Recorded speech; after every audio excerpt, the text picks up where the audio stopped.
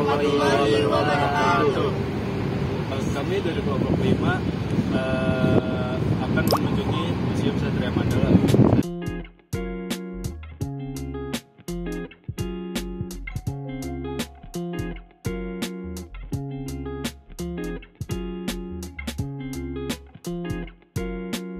Museum Satria Mandala terletak di Jalan Gatot Subroto nomor 14 Jakarta Selatan. Museum Satria Mandala menyimpan sejarah tentang Tentara Nasional Indonesia.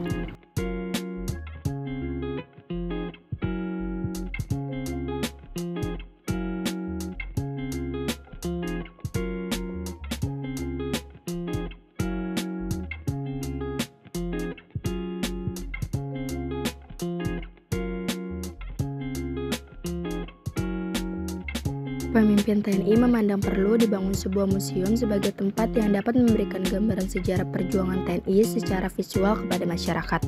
Dengan dasar pemikiran tersebut, pemimpin TNI memberikan tugas kepada Kepala Pusat Sejarah TNI saat itu, yaitu Brigjen TNI Nugroho, untuk mempersiapkan rencana pembangunan Museum TNI. Pembangunan Museum TNI dimulai pada tanggal 15 November 1971 dengan merenovasi dan memugar Wisma Yaso yang merupakan bekas rumah Ibu Dewi Soekarno seluas 56.670 meter persegi, namun baru diresmikan pada tanggal 5 Oktober 1972 oleh Presiden Soeharto.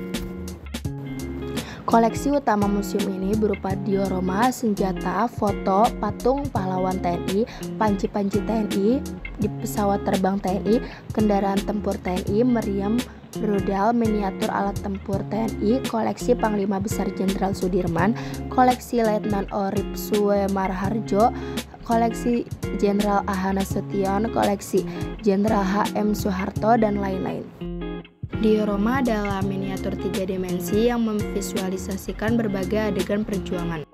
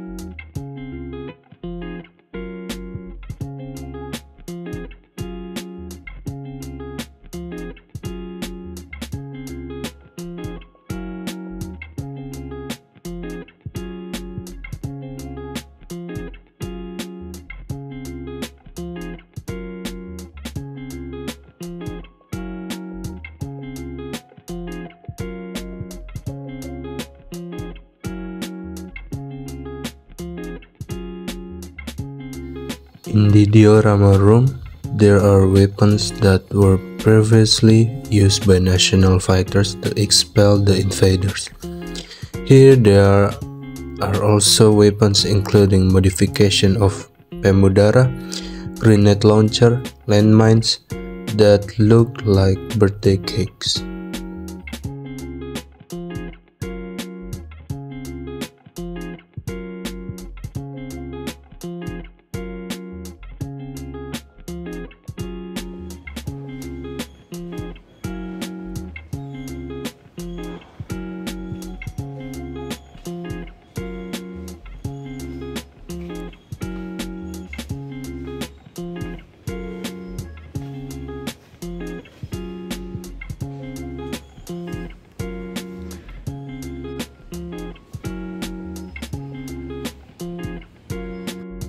Taman Dirgantara adalah tempat memamerkan 13 pesawat terbang yang pernah dipakai oleh TNI sejak masa Perang Kemerdekaan.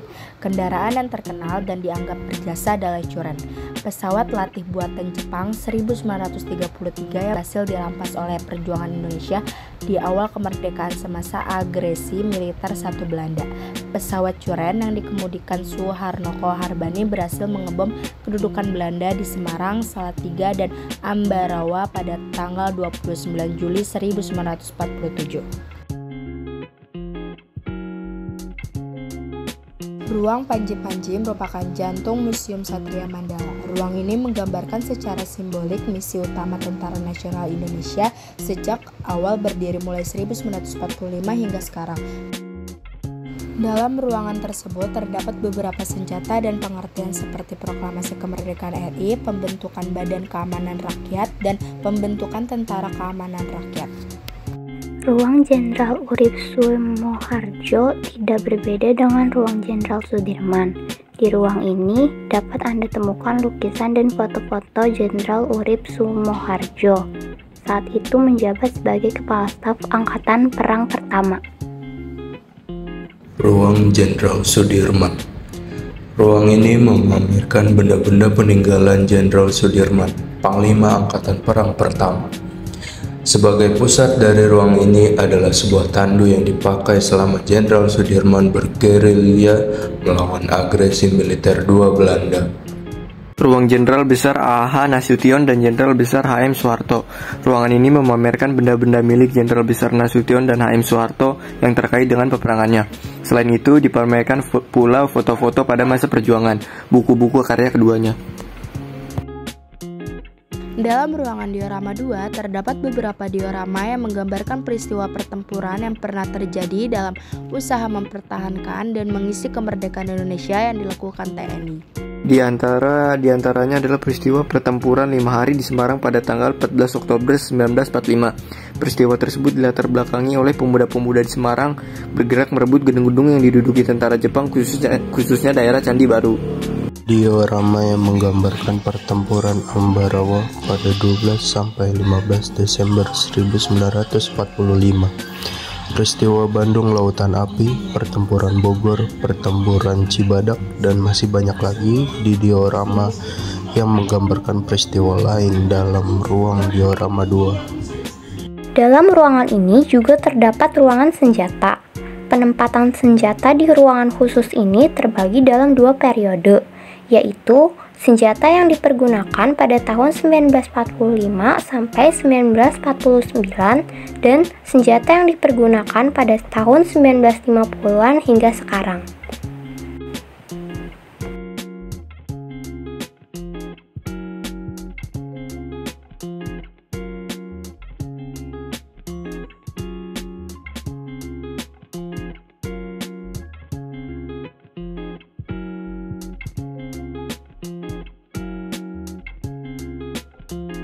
Oh ya, di sini ada beberapa koleksi kendaraan tempur seperti tank amfibi yang bisa beroperasi di darat maupun di air, yang digunakan dalam operasi Trikora, pembebasan Irian Barat pada tahun 1961 sampai 1963, dan masih banyak lagi berbagai jenis tank serta panser lainnya.